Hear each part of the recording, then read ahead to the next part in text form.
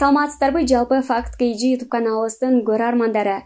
Кыргыз эли илгертеден сөздү багып, сөздү кадырлап, төкмөлүк өнөргө ээ болушкан. Мына ошол өнөрдүн учуун улап келе жаткан Ынак Токтосунов бүгүнкү биздин маектешибиз. Саламатсызбы, Ынак мырза, биздин студиябызга кош келипсиз. Эл журт менен амандашып, анан буюрса маегибизди улантсак. Саламатсыздарбы, кош көрдүк. Башкан коюп кыргыздар манастайт дейт да. Кыргызда манас менен төкмөлүк өнөр бийик турат эмеспи. Анан эл журт баягы колубузда турса, синема төкмө болсо амандашып дегенде, амандашып.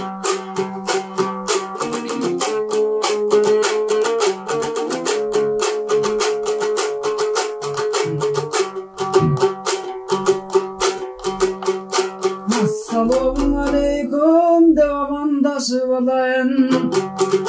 Атай келип Фактка мен саламдашып алайын. Жалалабадтан мен келип бүгүн жаңырып чыксын жамагым. Сузактан бүгүн мен келип сурулуп чыксын жамагым.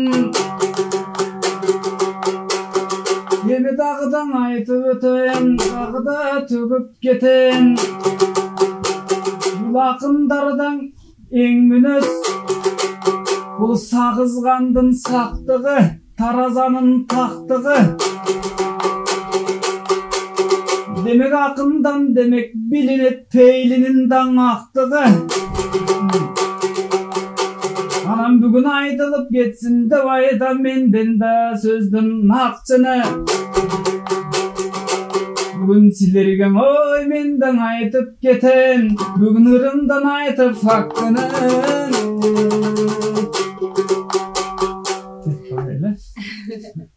Чоң рахмат, биздин көрүүчүлөрүбүз менен амандашып, биздин катталуучуларыбызды сыйлап, өзүңүз биринчи эле ыр менен баштаганыңызга.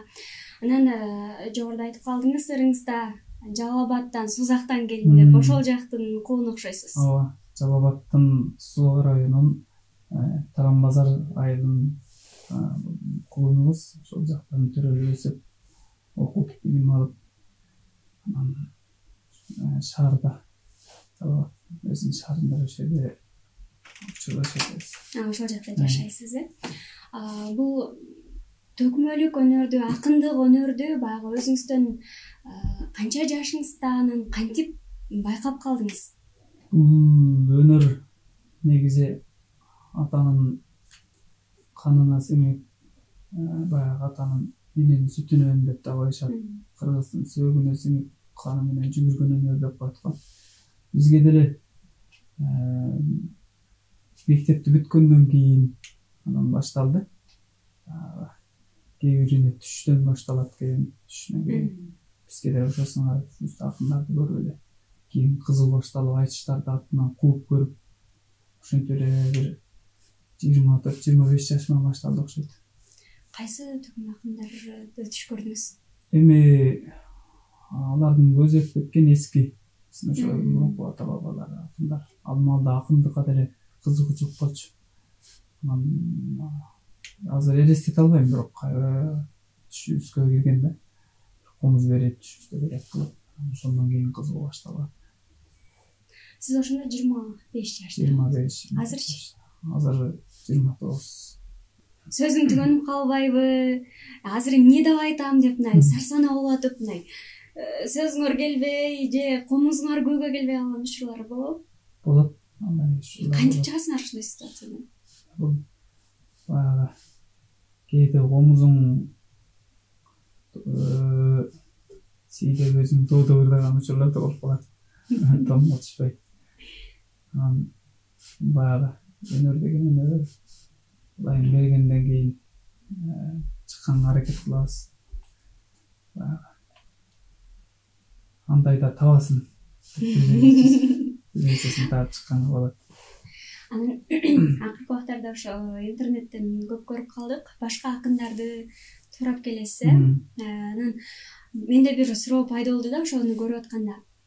Бул мырза ошолордун мимикасын, жесттерин эле, ошол комуз черткендерин эле туура атабы же сөзү дагы ошол акындардыкыбы депчи. Анан ошол учурда сиз өзүңүздүн сөздөрүңүздү колдоносузбу? Ооба, ал учурда көп эле өзүмдүкү кошулат.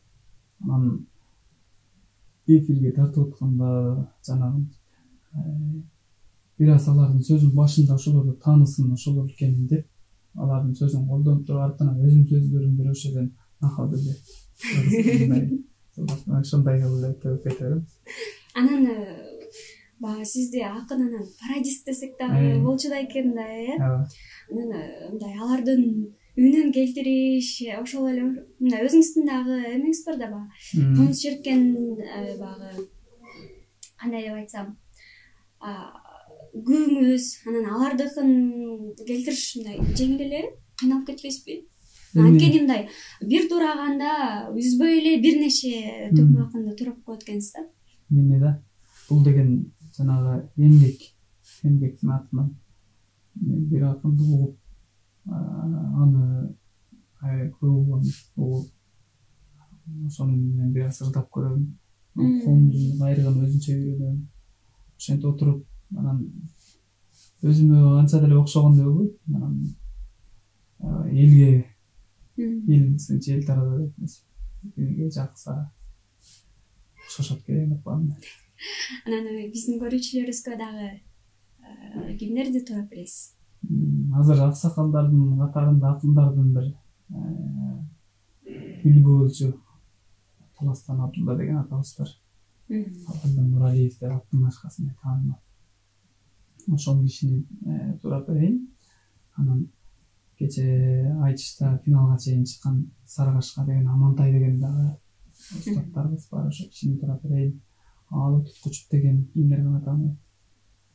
Устатым Идирис Айтыбаев деген, мен айтып атканым азыр эле Чыңгызбек Төрөканов, Баян Акматов айта берсем чекесинен кете берет. Турай албаган төкмө акын барбы? Турай албагандарым деле бар эми, бирок аларды азыр турай албайм дешим деле кыйын.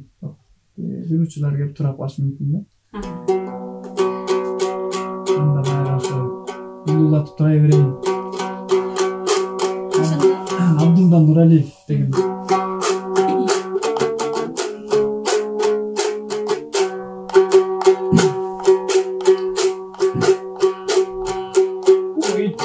Çöngöcün kızım bir geçte bu salam bir et geçeli. Oy men bugün doy karayın, o kağılayın ağayın. Bugün komuzum alıp on golgo. Bugün atay gelip bor borgo minti vefirin yerige çakırıp. Vefirin yerige batırıp. O kağılayın can kızım. Men oyumdan gitmeyim o ıraktap. Bugün aytayım geptin oyu bulaktap. Bugün atayımın da çakırgan kızın şilergen aytam ırakmat. O kağılayın tuğandar. Buna bugün karaçı ağzamırdan bulaktı. Şilergeden rahmat bugün koldup turgan doy ınaktı. Bugün ırda oltursam bugün Abdullah degen menelim. Ayış bugün oltursam bugün akındargan oy tengelim. Bugün ırındım bolsun bayanı, tügünbeyteken ayağı. Suyunduktap keteyin uşunu menen karaçın ırındım bolsun en ayağı. Degendele Amantay deyt.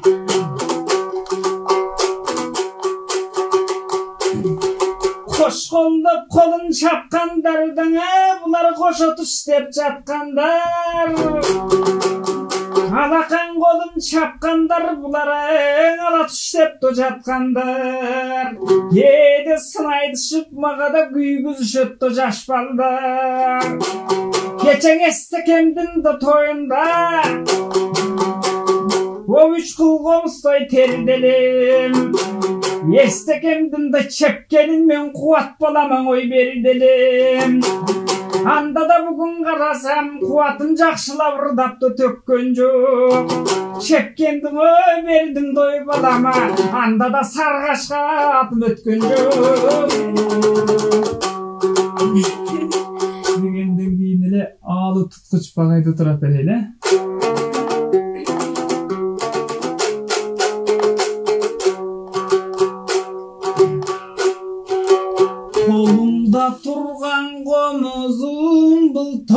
Toğuldum komuzu. Bugün efirine gelgende bunun sayray düşüp dobuşu. Negizi koluma komuz karmasam ululudan kalgan joluşu. Emin atayımın da gelgende жақшылап ырдап alayın. Anın uğup dursun ağayın. Bırak men aytışka çıkpay жүргөнүмдүн жөнү var. Ата-анdaş gelgende men kolgu verim sazayın. Yemin elimden karaçı, men de bırak batasın uğayın. Andan elimi göngül burayın. Barısın kütüp dua kılışsın. Aldı dağın aytışka, mınan egemen güngü çıkayın. Degenden kiyinile özgöndük. Сапарбек Зулпуев деп көптөн бери айтышка катышпай, мына кечээки айтышка катышкан Сапакемди турап берейин. Ал киши дагы мени туурабай жүрөсүң деп бир капа болуп жүргөн жагы бар.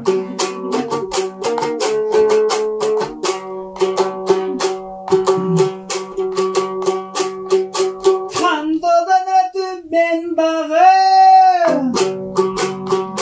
өтпөй каламбы деп бир карап сактады мени бир Алла.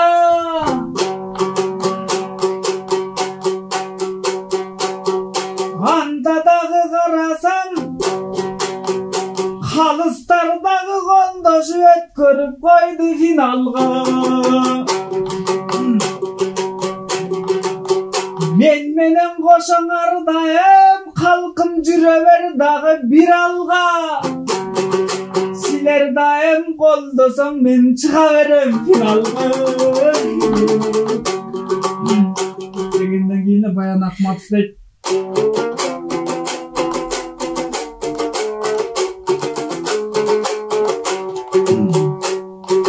Komuzga koydum kodumdu, anda kozdum aytım oyundu.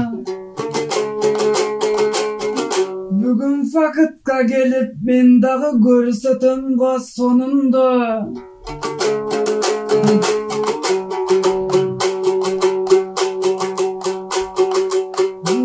Kaptaldan suru berişet ben karasam ona solumda. Surumuz hiç ongustu gömbösün oy. Men bugün aytıp alayın oyundum. Andan kiyini jaşlardan Жылдызбек deyt.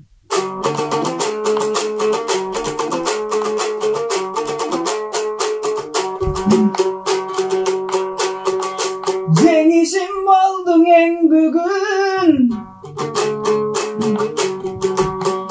Elime tanışıp men bugün. Aytışıp dağın aldıda. Akındın kanday ekenin kalkım algaçkı demek sez bugün. Geçen estekemdin toyunda. Ne gizin ergi urdagan ne kakıngan oy sonunda. Bugün momintip çakırsan efirge. Ankene toktolboy bugün karaçı. Degin ırdagan anda sonunda. Degendele geçege atandaşım kuvattık geçipti turap bereyim.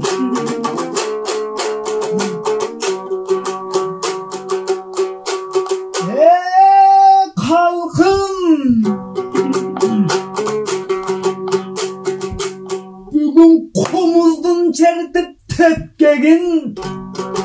Bugün elime men da tartulay mal ustatlarımdın emgegin. Bugün vakit geyciga tartıl de. Bugün karındaşın çağırsa. Bugün taң atpay men da gelgemin. Gece Ошо баш байге мен таң албасам, мен үчүн баш байге болуп берди да, ал жерден алдым эстекемдин чеккенин. Деп токтотайлы. Сонун тилекке сиз мындай баягы айтуу ыргагы, үнүн кайсы бир жерде созуп кеткени баардыгы мындай. Ошол акынды көзүмдү жумсам ошол акын ырдап аткандай болот экен. Анан жогоруда айтканыбыз да Сапарбек акын. Ал акын азыр ушул эфирде болот болуш керек, э? Буга чейин уккан эмес. Ооба. Бир тураганымды көрүп, мен өзүмө да телефон чалып, мен эмнеге турабайдым деп жазган болот. Ошол атактуу акындардын катарына туурап койсоң болмокто. Макулдугуна туурап койдум азыр. Негизи эле ошо тураган акындар ошол эле Алуу Туткучев, ошол эле Жигишбек мырзалар кандай кабыл алышты? Эми бул деген туура эле го дейм. Жакшы эле кабыл алышат. Өздөрүнү деле мисалы баягы Акматовдун деле өзүн карап деле турап берген. Жакшы эле кабыл алган. Өтүрүшүң керек экен деп жакшы кеңешин айтып. Мисалы Жылдызбектердин деле Тажикстандан Мухаммед Султанов деген акын бар да. Ошо кишини да туура эмнегесичи. Өзүнө деле турап берген, ал деле жакшы кабыл алган. Сиз ошол ырларды мындай кагаз бетине дагы түшүрүп жазасыздарбы же комуз менен эле ошол? Комуз менен эми бир аз жазабыз дагы. Бир аз жазгандарыбыз да бар. Жазып бир поэзия кылып, лирика ушундай. Ушундай жазган заттарыбыз да бар. Негизи төкмөлүккө деген жазбайсың да. Туаса талант болгондон кийин туаса эле. Сиз жана айтып калбадыңызбы баягы кыргыздын канында депчи, анан ошо сиздин дагы баягы ата тегиңизде болсо керек, э? Болушу мүмкүн. Менин негизи эле өзүм апам комуз жертейт. Байгелерим деле, атам деле баарысы эле негизи комуз, гитара, аккордеон баарысы чертет да үйдө.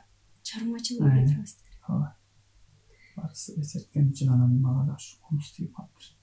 Үйдөгүлөргө баягы бирөөсүнө комуз, бирөөсүнө ырчылык, бирөөсүнө чоорчулук, бирөөсүнө ушинтип Алла Таалам өнөр берип атканда бизге ушу төкмөлүк берген экен. Демек курга албапсыз да. Анан жогоруда айтып өттүңүз, устатым Айтолуу Идрис Айтыбаев деп, анан сиздердин багы мага кызык да. Устат болгондо эмнелерди үйрөнөсүздөр, багы эми биз мындай көргөндө сахнага чыгып алып эле ошол жактан сөздөрдү таап ырдагандай сезилет да бизгечи. Анан мунун артында кандай түйшүктөр жатат, кантип даярданасыздар, ошол жөнүндө айтып берсеңиз. Чоң эмгек. Анан биринчиден акындыктан да адамдык адеп акылак деген жакшы нерсе бар эмес. Ал кишиден ошол нерсени көбүрөөк үйрөндүк. Баягы адам менен адам кандай сүйлөшүү. Биз жаңы эле айылдан барган балабыз аркы берке жакшы өздөштүрө элек. Баягы жакшыга жолосоң, жаманга жолосоң жаман жогот. Казанга жолосоң каз жогот. Жакшыга жолосоң жакшы. Ушу кишинин устат кармап аткан элчилик жаман болгон жокпуз. Эмгеги чоң. Көп нерсени үйрөттү. Айтып берсек бүгүн түгөнбөйт. Анан 5-6 жыл болуп калыптыр ошо айтыш чөйрөсүнө аралашканыңыздан кандай ийгиликтерди жараттыңыз?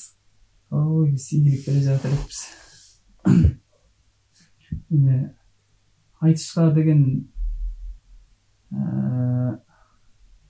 бир учурлар келер. Баягы тапчыргап, бактыргап деген бар Кыргызда.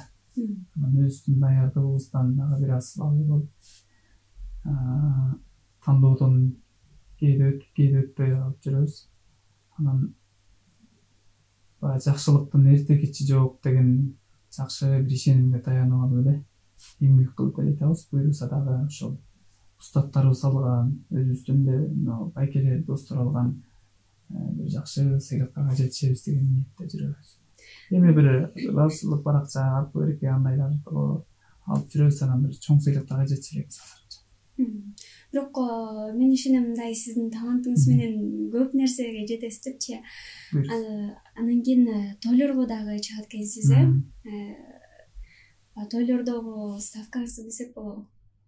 Эми тойлордо деген тууган урук, аркы берекелер, аларга рахмат эле. Рахмат. Бекерден башталып турбайбы? Ошондой. Анан баягы жакшы сүйлөп, жакшы эме кылгандар, мамилеси жакшыларга жакшы эле мындай чыгып беребиз. Көңүлдөн. Өзүңүзчү мындай төкмөлүк өнөрдөн башка эмне иш менен алектенесиз?